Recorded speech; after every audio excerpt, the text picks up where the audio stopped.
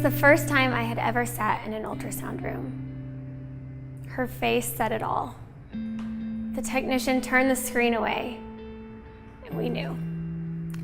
Our first baby's heart was no longer beating. About a year later, I miscarried again.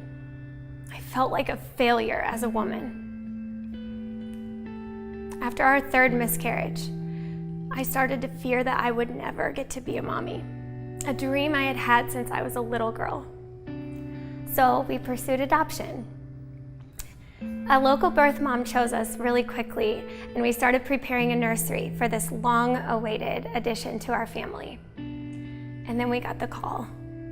She had changed her mind. I had no idea how to continue moving forward. I didn't know how to process, how to grieve, how to keep breathing when I felt like everything around me was caving in. I felt so helpless. I longed for someone to sit beside me and guide me through the pain. Someone who understood the fears and the ache. It was at this point that I felt like God was giving me another dream. A dream to create a companion who could walk alongside other women who were walking through this deep, dark, dry, barren desert.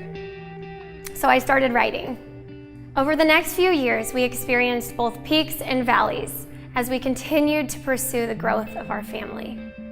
Hear me, you are a family, even if you don't have children. We finally became parents when we adopted our oldest son, Colton.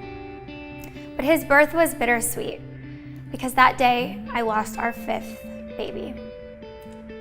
After a sixth loss, I was able to birth two healthy, beautiful babies, Annabelle and Calvin. But this story is not about any of my children. The ones we have in heaven, the ones who call me mommy.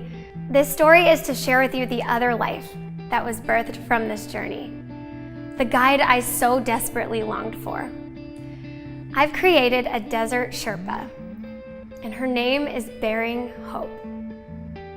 She's gonna help you breathe deeper, dump your burdens, and bear hope, whether or not you ever bear a child. She's gonna tell you stories of women who've walked where you are walking and who survived, even danced again. If this is you, if you've had the wind knocked out of you, if you feel like a failure, if you're walking through infertility or grieving a loss, I want to speak to you. This is hard. It hurts.